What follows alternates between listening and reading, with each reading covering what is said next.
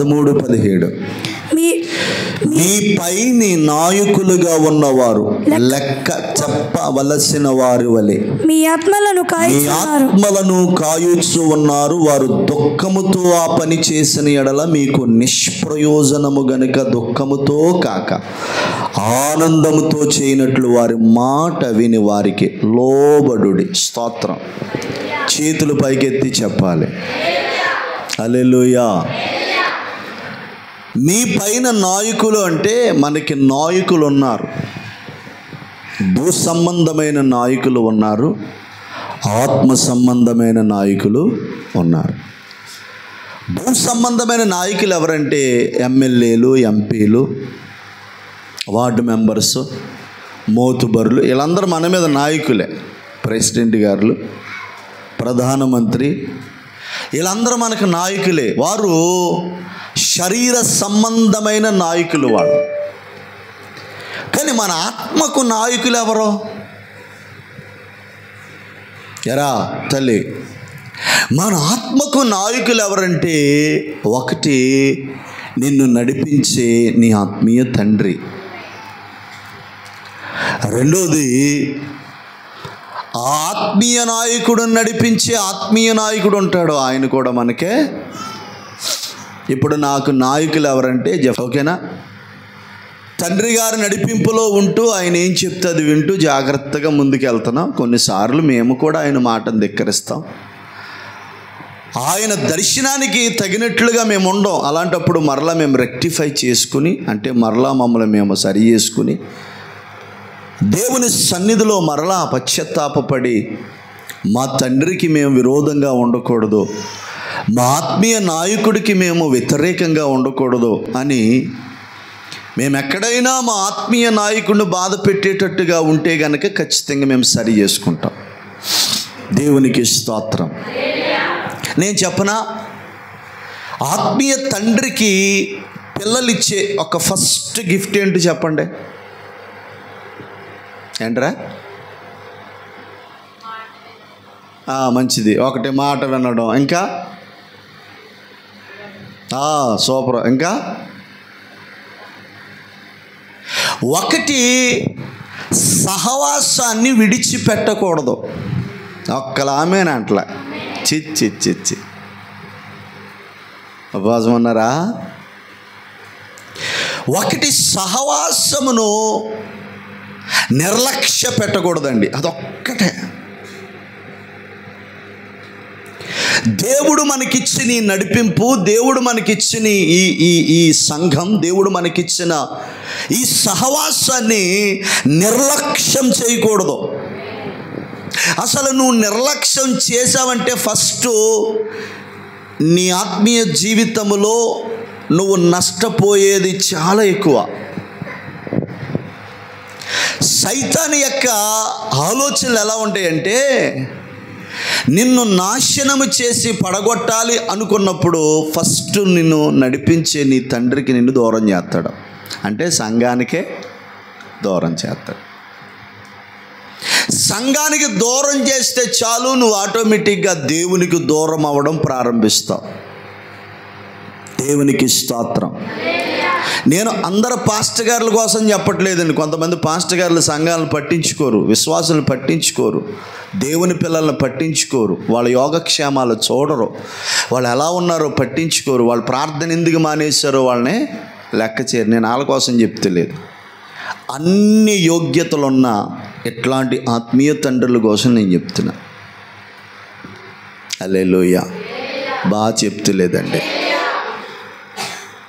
ఇప్పుడు నా వరకు నేను చాలా బాధ్యత కలిగి ఉంటాను, సంఘం పట్ల భారం కలిగి ఉంటాను. దేవునికి స్తోత్రం. ఇప్పుడు నీవు ఇవ్వవలసిన మొదటి గిఫ్ట్, సేవకుడికి నువ్వు లోబడాలి. సంఘానికి నువ్వు లోబడాలి. ఆదివారం ఆరాధన ఎన్ని గంటలకే? అన్ని గంటలకి వచ్చి కూర్చోవాలి, పాటలు వినాలి, ప్రార్థనలో పాలు పంపులు పొందాలి. నేను ఇంకో ప్రార్థన చేస్తున్నాను. ఏంటో తెలుసా? 5:30 నుంచి 8:30 వరకు సిటీ ఆరాధన ఇవ్వండి ప్రభు అని ప్రార్థన చేస్తున్నాను. అసలు నా భారం అంతా ఏంటంటే సండే అలా కూర్చోవడానికి సమయం లేనంత పరిచర్య నేను చెయ్యాలి. హల్లెలూయా. ఎందుకంటే సేవకుడు పనిచేస్తేనే జీతం, సేవకుడు ఆత్మలను సంపాదిస్తేనే జీతం. ఆమె ఇంక అదే నా పనే అది కదా. నన్ను దేవుడు పిలిచిందే అందుకు, ఎంత ఖ్యాతి ఇచ్చేదే అందుకు. అందుకే నేను నిశ్చయముగా రెగ్యులర్గా నేను పనిచేస్తూనే ఉండాలి. కాబట్టి నేను అలాంటి ఆశలు నాకు కలుగుతా ఉన్నాయి. మరి దేవుడి చిత్తమో కాదో నాకు తెలియదు.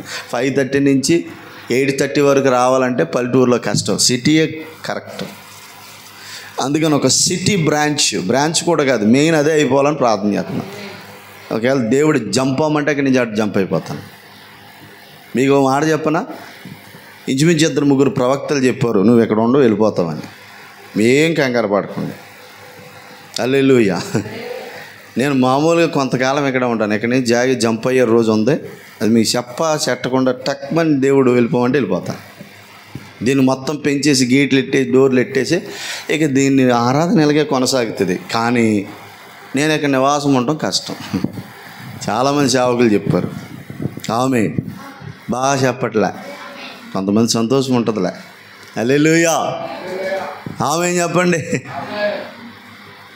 ఎందుకంటే దైవజనుడు ఒక సంఘం దగ్గర ఉన్నప్పుడు ఎంత కాపుదలో, బయటికి వెళ్ళిపోతే ఎంత కాపుదలో సరే సంఘానికి అర్థం అవ్వాలి. అర్థమైతే బాగుంటుంది. దేవునికి స్తోత్రం. బాగా చెప్పాలి. నేను ఒక్క ఆత్మ రాకపోయినా నా హృదయంలో కన్నీరు మామూలుగా ఉండదు. నేను ఎవరినే పోగొట్టుకోను. నాకున్న మనసు అది. నన్ను పోగొట్టుకోవాలని ప్రయత్నాలు చేస్తే నేనేం చేయలేను. దేవునికి స్తోత్రం. నేను ఎవరిని పోగొట్టుకోను. నన్ను పోగొట్టుకోవాలని చూసుకుంటే నేనేం చేయలేను. నాకు అందరూ కావాలి. నా మనసే అది. దేవునికి స్తోత్రం. ఇప్పుడు ఇక్కడ దేవుని వాక్యం ఏమని చెప్తా ఉంది, మీ పైన నాయకులుగా ఉన్నవారు మీ విషయమే లెక్కలు చెప్పాలి. ఆమేనండి. బాగా చెప్పట్లేదు, ఇంకా గట్టిగా చెప్పాలి.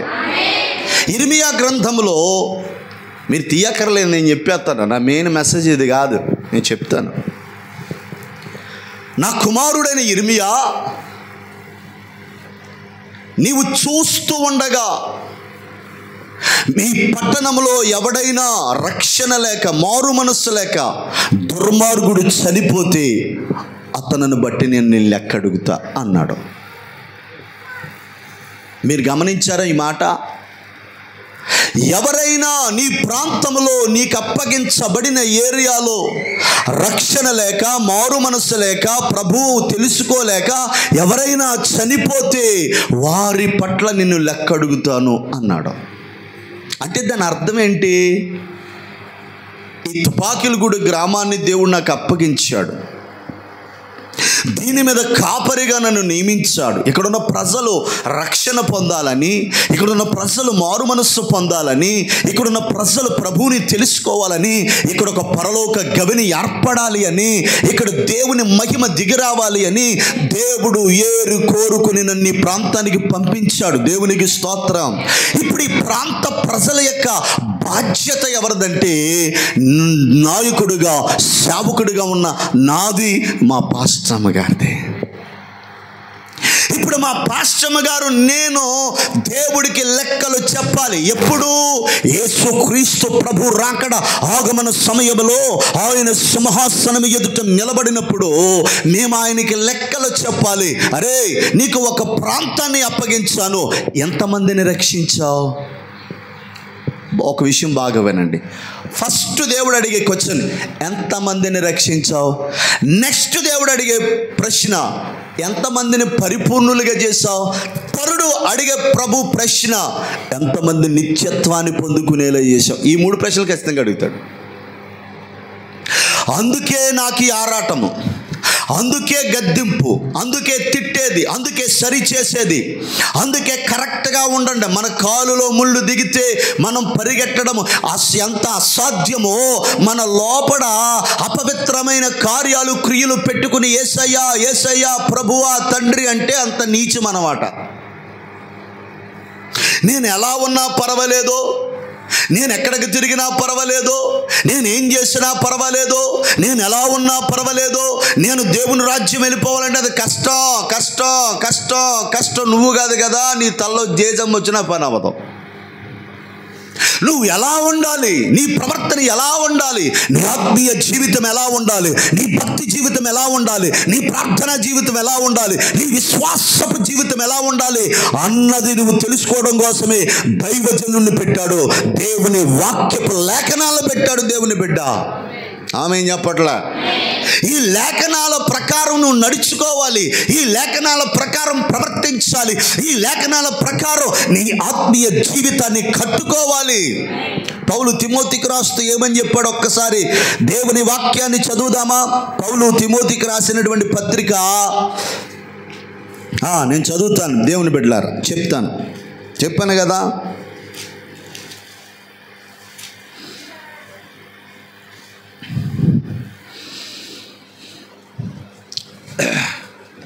తిమోతికి రాసిన 2వ పత్రిక 4వ అధ్యాయము 2వ వచనం గురించి, 2వ వచనం నుంచి ఎవరైనా చదవండి. నేను అంత ఫాస్ట్లో ఉండాలి. సమయమందును మైక్ అలగిచ్చే చదువు, మైక్లో చదువు, తీసుకో, తక్కువ తీసుకో.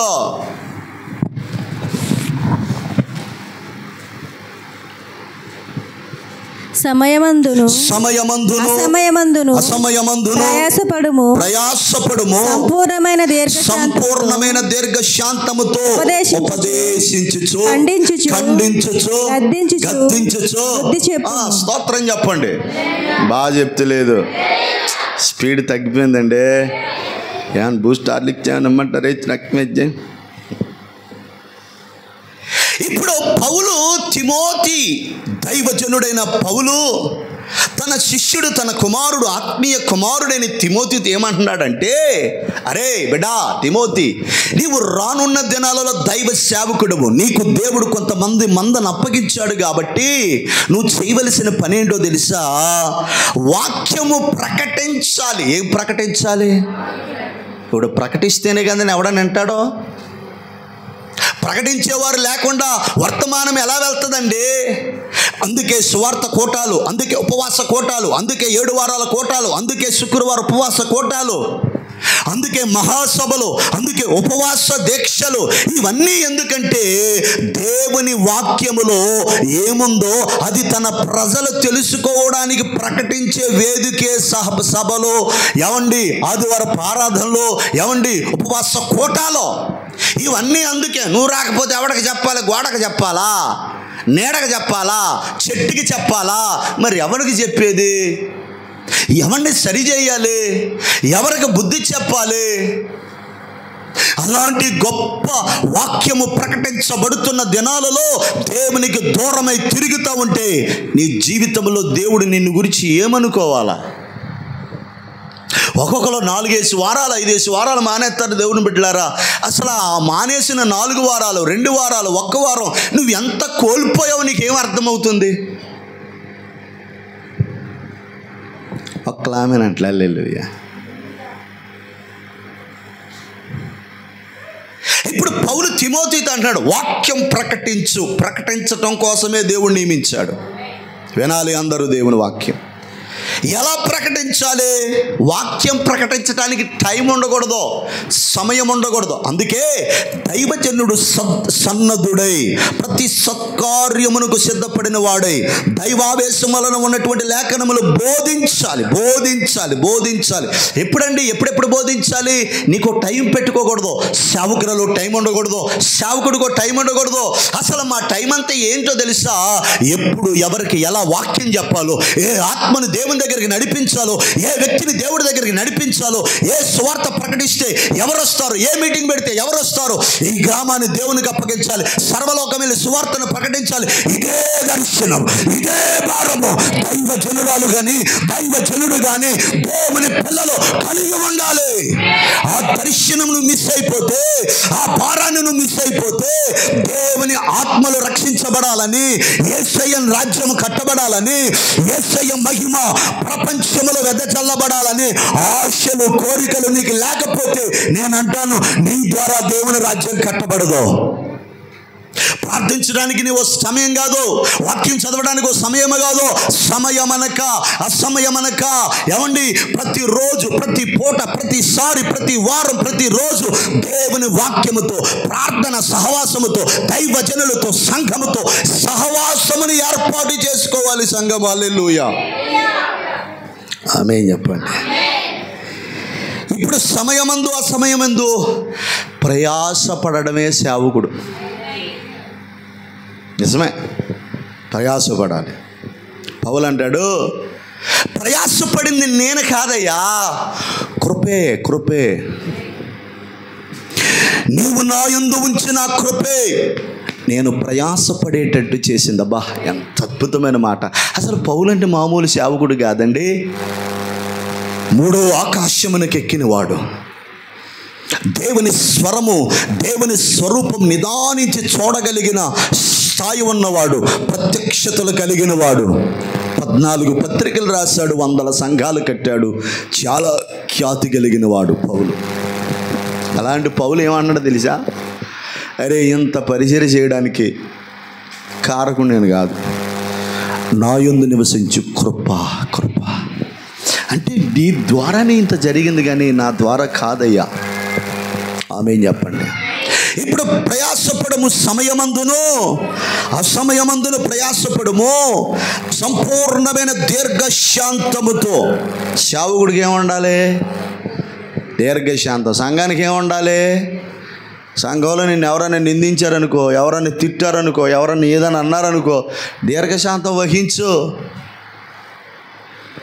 ఏమండి, ఆవిడతో మా గొడవ అయింది, మేము మందిరానికి రావంటే, పరలోకంలో ఉంటుంది ఆవిడ, నువ్వు వెళ్ళకుండా ఉంటావా? పరలోకంలో గేటు ముందు నీ ముందు ఉంది ఆవిడ. ఇప్పుడు ఆవిడ నీకు వద్దంటే నువ్వు నెక్స్ట్ ఎక్కడ ఉండాలి? ఎరా నెక్స్ట్ ఎక్కడ ఉండాలి? పరలోకం తర్వాత నెక్స్ట్ స్థానం ఏది? నిత్య నరకం. ఇక అందులో పోవాలి నువ్వు. మన టార్గెట్ ఒక్కటే ఉండాలి. ఏంటో తెలుసా? టార్గెట్ ఏంటి తెలుసా? ప్రభువు, సంఘం. ఇంకా మిగతా వాళ్ళు పట్టించుకోకూడదు. నేనైతే అలాగే ఉంటా. దేవునికి స్తోత్రం. నేనైతే అలాగే ఉంటా, ఎవరిని పట్టించుకోను. అక్కడికైనా మీటింగ్ వెళ్ళానా, ఆమె ఏం చెప్పట్లే, అవి ఉండకూడదు సంఘంలో. ఏమంటే పలానా ఆవిడ నన్ను ఎలాగందండి, పలానా ఆయన నన్ను ఎలాగ, నీకు ఎందుకు అసలు? వాళ్ళు ఏమని అన్నారు అనుకో, దేవుడు వాళ్ళ ముందు నిన్ను హెచ్చెంతాడు. ఒకటే గుర్తుపెట్టుకో, నిన్ను ఎవరైనా తిరస్కరించి నిన్ను బాధపెడుతున్నారో ఏం కంగారు పడకో. దేవుడు ఒకానొక రోజున వాళ్ళకి అన్నీ తెలిసేలా చేస్తాడు.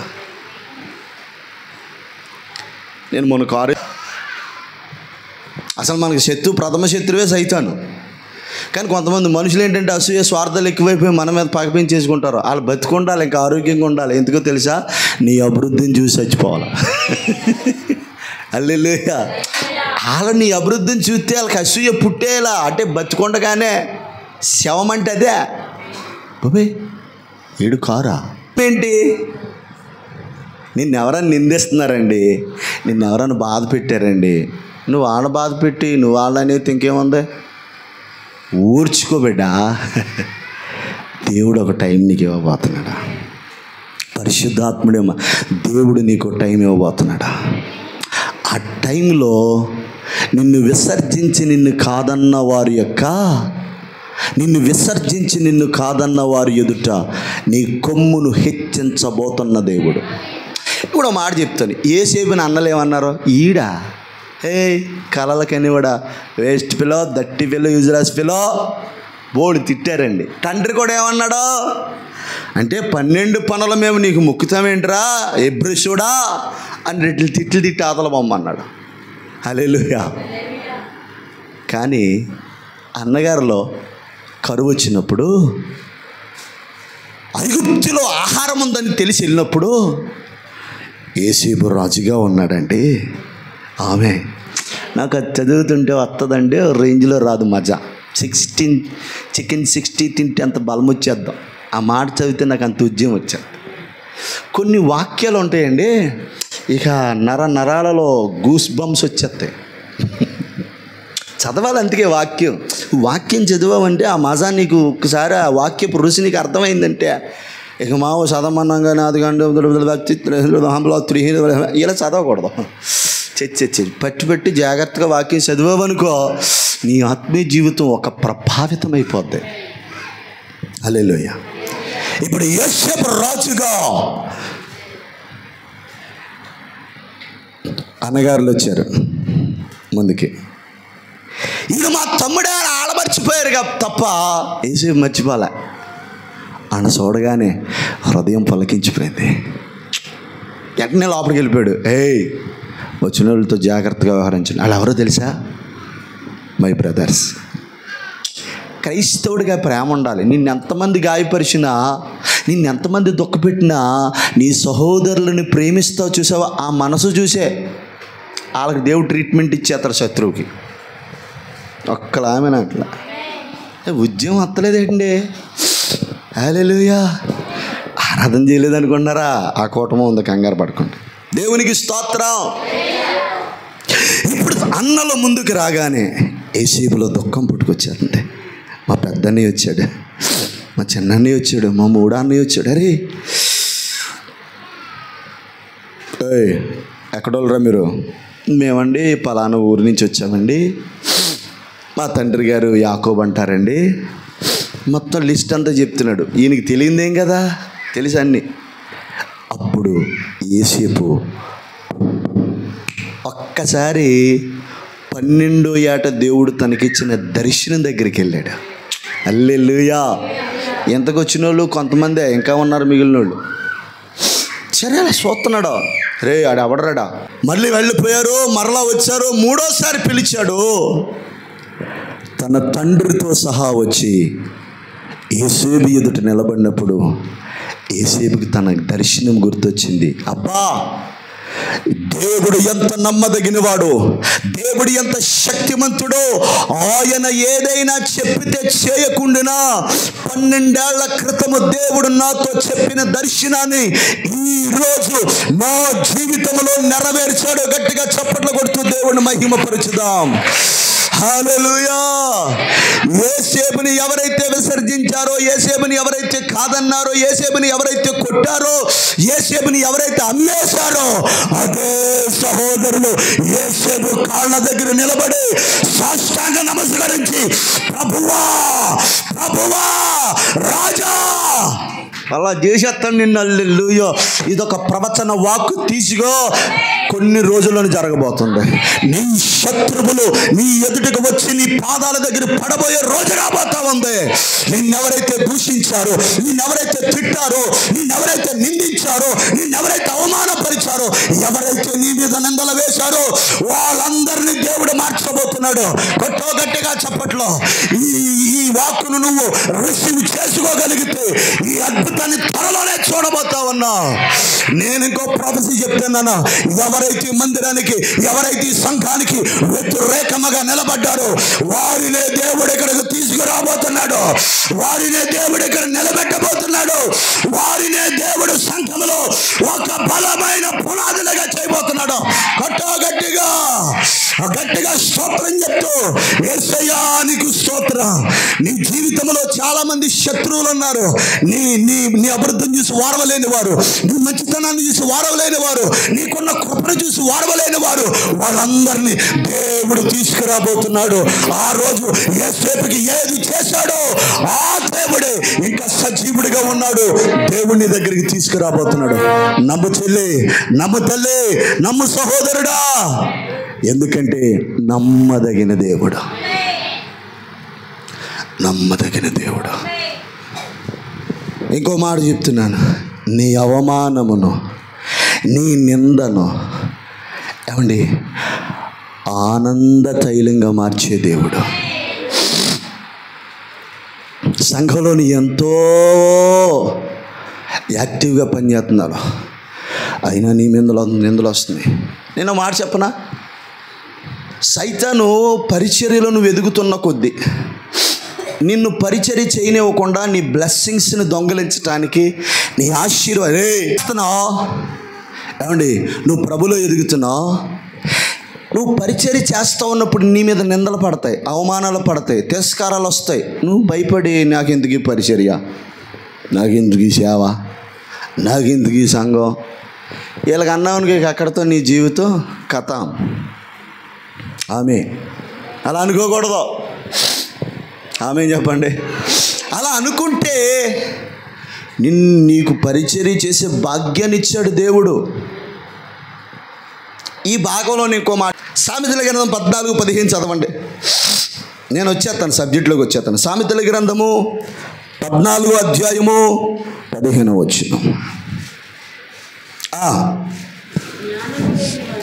జ్ఞానము లేనివాడు ప్రతి మాట నమ్మేస్తాడంట. అసలు ఈడంటే ఏ బ్రేషుడు ఎవడు లేడు. స్తోత్రం చెప్పండి.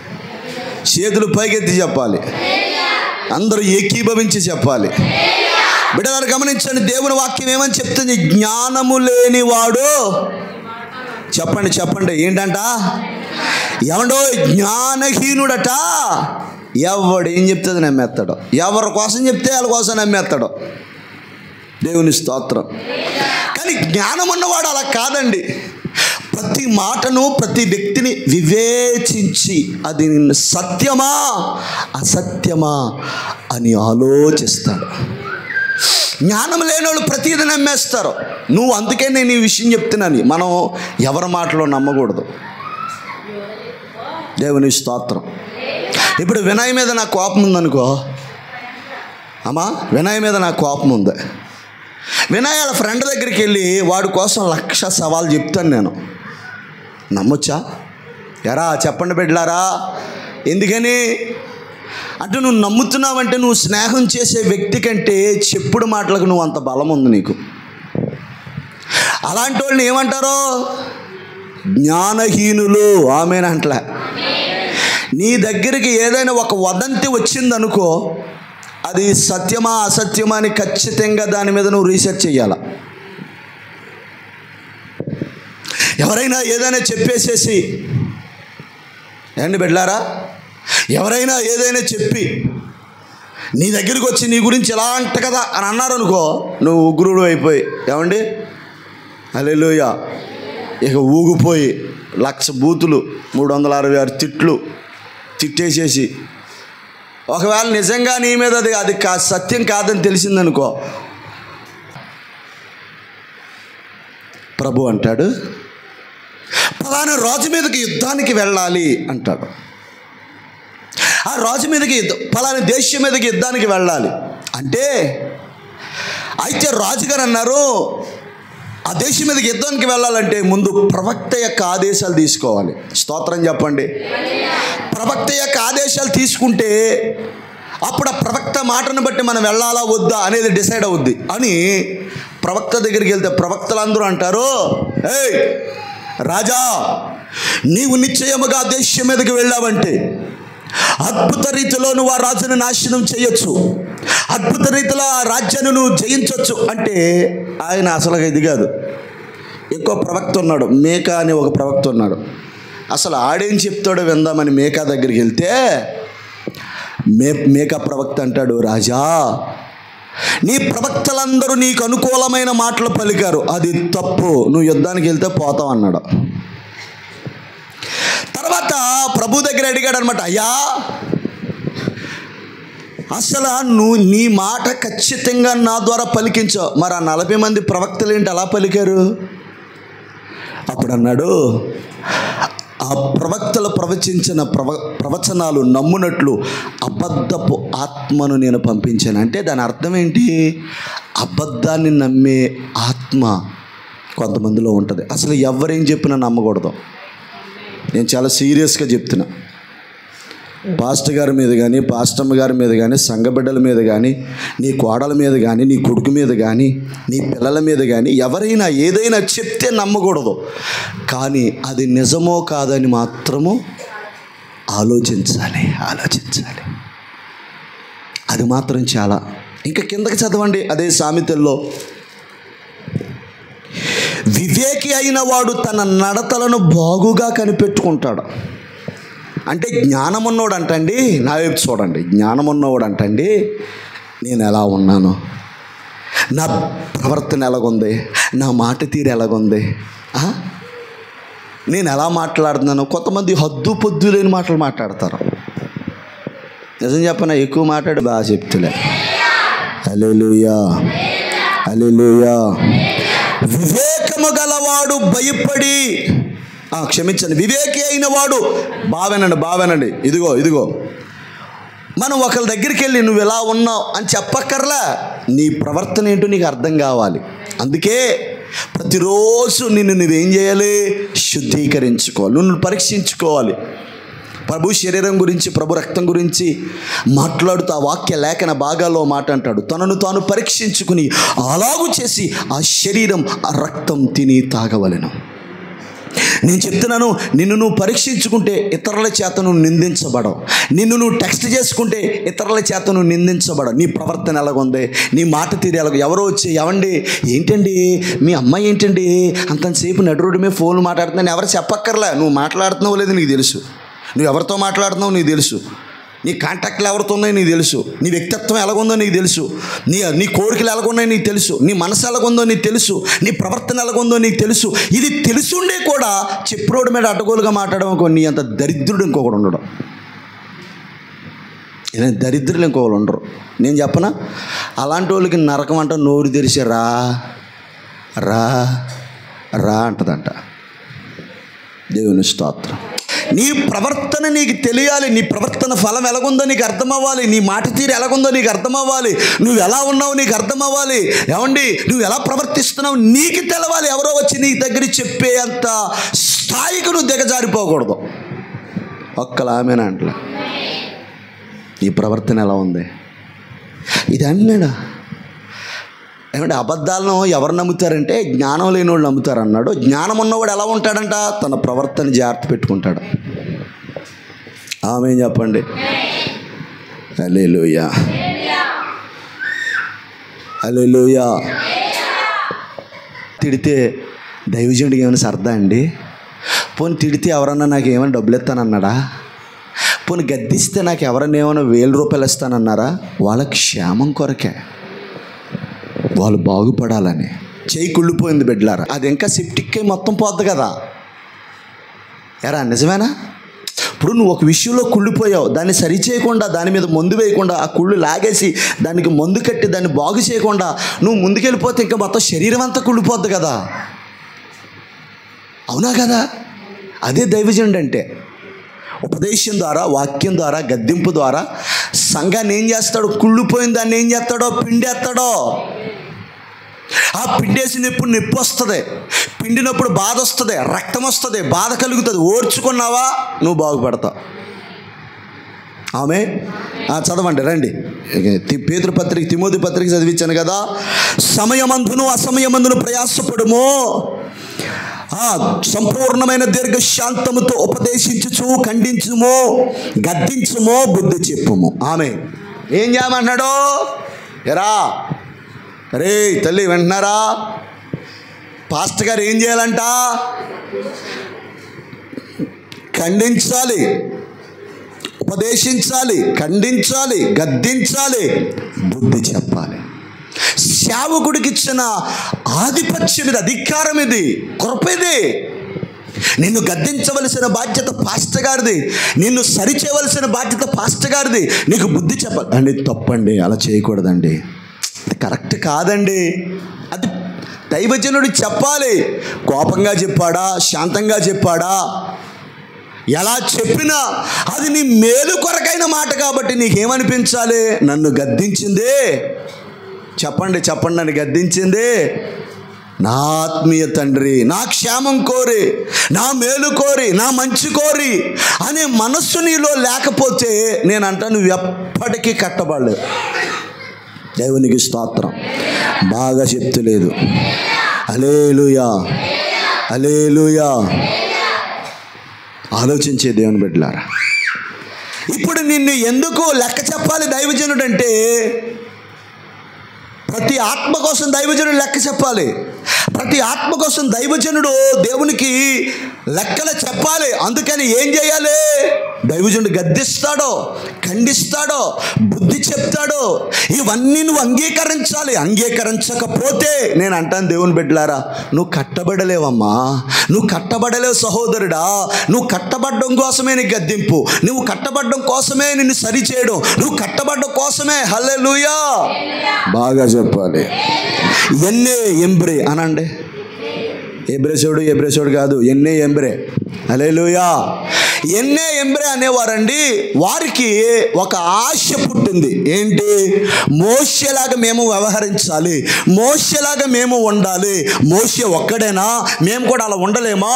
మాతో దేవుడు మాట్లాడ్డా, మాకు అధికారం లేదా, మాకు ఆధిపత్యం లేదా?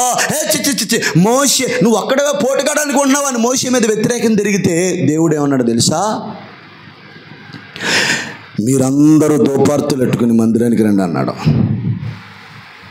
అని మోషే కోసం మాట్లాడుతున్నాడు. ఏమని? మోషే నా ఇల్లంతట్లో నమ్మకమైనోడు, ఏమండి, అతనితో నేను ముఖాముఖిగా మాట్లాడతాను, మోషే నేను స్నేహితులు, ఇట్లా మాట్లాడుతూ, అరే అలాంటి మోషేతో మాట్లాడడానికి మీరు ఎందుకు భయపడలే? అలాంటి మోషేతో ఒకరు అనుకుంటారు. దేవుడికి భయపడాలండి, పాస్టర్ గారికి భయపడాలేటి? ఎవరో భయపడాలంట? నిజంగా చెప్పనా, నువ్వు దేవుడికి భయపడితే ఆటోమేటిక్గా పాస్టర్ గారు కూడా భయపడతావు. అసలు నీకు లేనిదే దేవుడి భయం. దేవుడు భయం ఉంటే అడ్డగోలుగా బతకమండి, దేవుడు భయం ఉంటే ఇష్టారాజ్యంగా బతకమండి, దేవుడు భయం ఉంటే శరీరాన్ని ఎలా పడితే అలాగ అపవిత్రతకు అప్పగించేము. దేవుని భయం లేకపోతేనే ఇవన్నీ జరుగుతాయి. దేవుని స్తోత్రం. నేనేం చెప్తున్నానంటే, దైవజనుడు నీ కోసం లెక్కలు చెప్పాలి దేవునికి. చెప్పండి, పాస్టర్ గారికి, యేసయ్యకి మా విషయంలో లెక్కలు చెప్పాలా? లెక్క తేడా అయితే మమ్మల్ని తేడా చేసేస్తాడు. ఆమె మరి మాకు అప్పగించాడు కదా. కొంతమంది అంటారు మోకో